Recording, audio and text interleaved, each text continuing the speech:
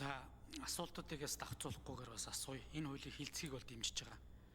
Энэ техник технологи бас давуу талууд авчирч байгаа. За энэ эргээд бас шинжилгээ ухааны энэ ололтууд бас энэ гэр бүлийн харилцаан дээр бас нөлөө олон өөрчлөлтийг авчирч байна. Хүү солиулснаас бас гэр бүлийн харилцаан дээр бас үр дагаврууд авчирч байна. За тээгчхийн асуудал ч гэдэг юм уу. Маш олон зүйлүүд дээр бас энэ гэр бүлийн хуулийг шинжлэх хэрэгцээ шаардлага нийгэмд бол үүссэн юм аа. Энийг бол би түлээмжшүүлэх ёстой. За хоёрдугаарт яг энэ хуулийг харахаар эцэг их байх эрхийг хасах ингэсэн тохиолдолд мэдээж ах дүү нарт нь өрчлүүлэх, за магадгүй асралт гэр бүл байлгах, асрамжийн газарт хөргүүлэгч байд юм уу. Ийм үе шаттай харилцаанууд байна. За нөгөө талдаа бас энэ гэрэлтэд бүртгүүлэгч байгаа хүмүүс сургалтын суугч гэдэг юм уу. Энэ бүх асуудлуудын зардал энийг зохион байгуулах, удирдлага зохион менежментийн асуудлуудыг хариуцах асуудал энэ хууль дээр ерөөсө тодорхой харагдахгүй байгаа. Сая энэ хууль зүйн дотоод хэргийн яамны хэлцээний даргын хариулт бол яг энэний буюу тэр гэр бүлийн хөгжлийг дэмжих тухай хууль яаралтай орж ирэх ёстой. Тэгэхээр энэ гэр бүлийн хуулийг хилцэхдээ энэ гэр бүлийн хөгжлийг дэмжих хуультай бол зэрэгцүүлж яг бас авч явах ёстой гэдэг зүйлийг нэгдүгээр тэнд хэлье гэдэг зүйл хэлье. За хоёрдугаарт яг би энэ гэр бүлийн хуулийг хилцэж байгаа дээр нэг олзуурч байгаа зүйл энэ ургийн овгийн асуудлыг шийдье. Энэ ургийн овгийн асуудлыг монголчууд ерөөсөй ойлгодгүй юм байна. Энэ ерөөсөй ингээд нэг гадны иргэнийг монгол хүн болгох гээд байгаа юм шиг ингэж ойлгодог зүйл юм байна гэж ойлгоод байгаа боловч эн чинь эцэгхийн нэрээс өөр. Энэ ургийн овгийн анханасаа хэрглэж ирсэн үг түүх нь ерөөсөө цус ойртолтоос сэргийлэх. Тэгэхээр энэ цус ойртолтоос урьдчилан сэргийлэх энэ ажил дээр Монголын түүх уламжлал бол үнэхээр хосгүй байсан нь мэдэгдээд байгаа. Тэгээ 1923 онд тухайн үеийн шийдвэрээр ургийн овгийг хэрэглэхийг хориглоод эцгийн нэрийг хэрэглэхээр болсон. Үүнээс шалтгаалаад өнөөдөр Монгол улсад цус ойртолт маш өндөр түвшинд хүрсэн. Гişүүдээ би асуулт асуугаад байгаа давхцахаар хэцүү байна. Тэгээ хоёрдугаарт өнөөдөр Монгол улсын маш 21 аймаг 330 суманд ялангуяа сумын түвшинд, багийн түвшинд энэ тэнд амьдарч байгаа хүмүүсийн 85 орчим хувь нь 3 дахь 4 дахь үе дээр хоорондоо гэрэлж байна. Энэ цус ойртолт чи өөрөө эргээд энэ хавдрын суур болд юм байна. Энэ хавдар залуучуудын шалтгаан чинь цус ойртолт юм байна.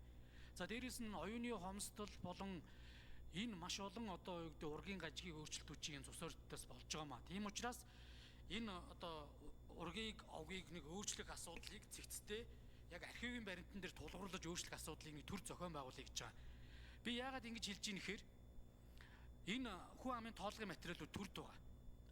1929, 33, 44, 56, 88, 2000, 2010 онд хүн амын тоолго хийсэн.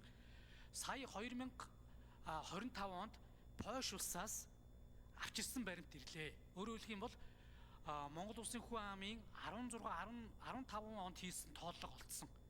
Энэ тоолгын баримт дээр маш нарийн деталь буюу тухайн айл өрхийг бүр гэртээ гэргүү ямар аж ахуй эрхэлдэг, жилдээ хичнээн тоон хадлан бэлтгэдэг. За ерөн статусын үед ямар мэрэгжилтэй хүмүүс байсан. За гадны хошуунаас ирсэн үгүй юу буюу яг удам судрын үед хинбэ гэдэг зүйлийг ч тодруулж болох хэмжээний ийм материалыг Польш улсаас авчирч Монгол улсын түүхийн зарим эрдэмтэд хэвлүүлсэн байна. 9 ботном. Тийм учраас төр засгаас энэ асуудлуудыг менежментийн өв зохион байгуулад ураг төрлөөрөө нэгдээд энэ ургийн овгоо шинжлэх асуудал дээр ингэж тусгаалan бас хэлбэршүүлсэн байдлаар тогтоогод өгөх энэ болцоог нь бүрдүүлж өгөх ёстой маа. Тэгэхээр энэ асуудлыг дагаж мөрдөх журмын үйл болон зохион байгуулалтын шийдмээр байгаа. Архивын ерөнхий газар дээр материалууд чи ерөөсө 20% захимдсан байна. Тийм учраас энэ хүн амын тоолгыг чинь бүрэн ашиглаж чадахгүй байгаа хгүй хүмүүс. Тэгэхээр энэ асуудал дээр ямар байр суурь бодлого байгаа вэ? Тэгэхээр миний өмнөх хоёр асуудал дээр бас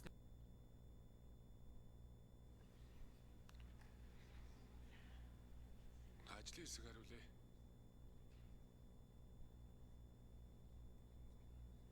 За мемор дарга 4-р микрофон.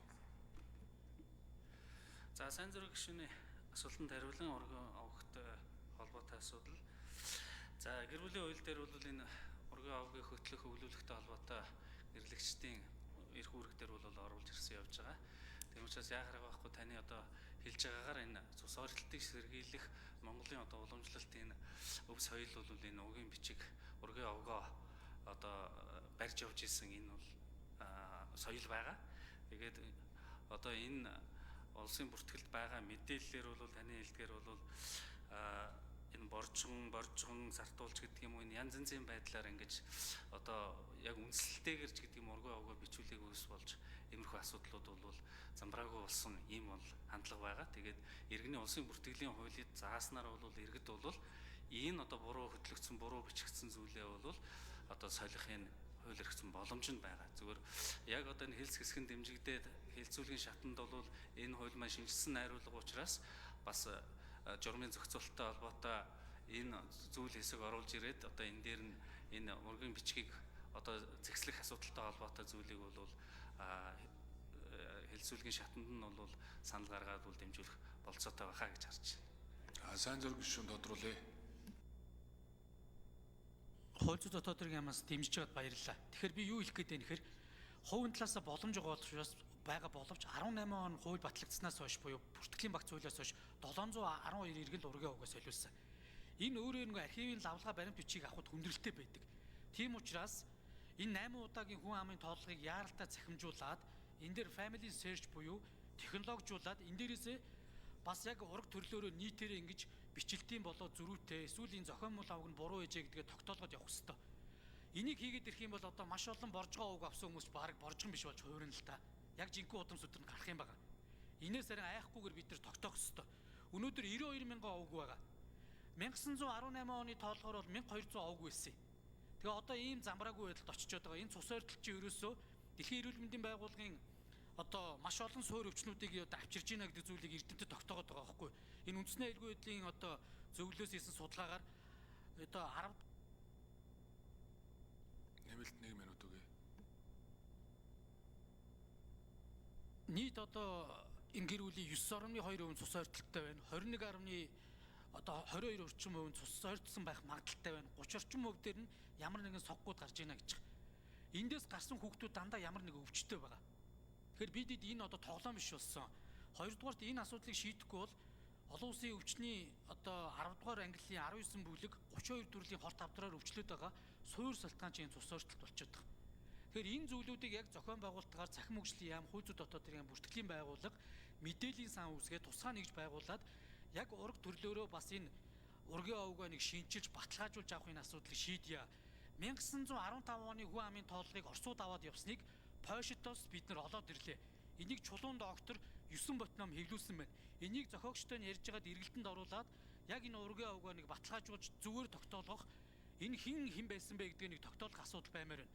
Энийг гадуур одоо мушгиж энэ хятадуудыг овгжуулах чинь нэтэргээд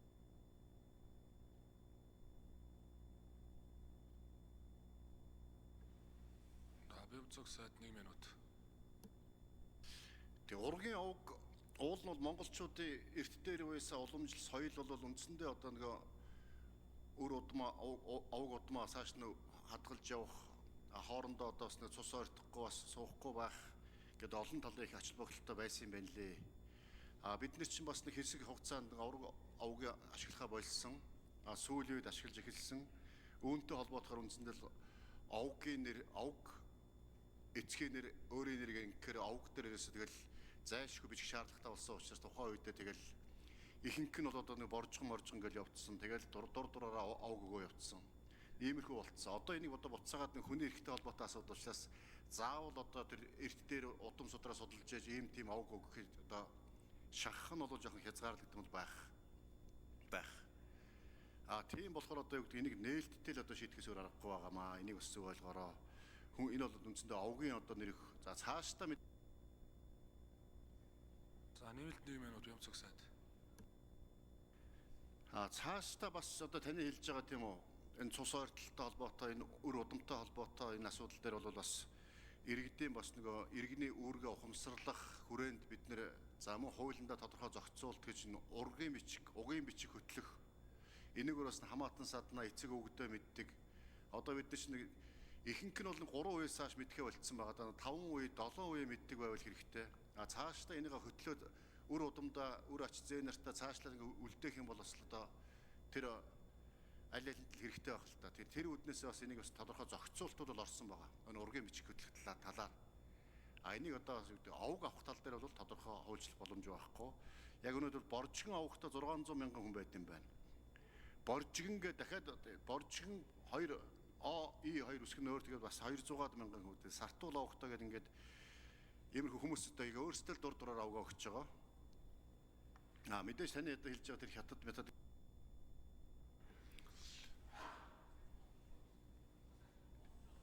За асуулт асууж хариулт авсан. Сайн зориг шүү. За үдээс өмнөх чуулганы нэгдсэн уралдаа 13 цаг болсон тул завсарлаж байна. Үдээс хойш чуулганы нэгдсэн уралдаа 14 цагт эхлэв.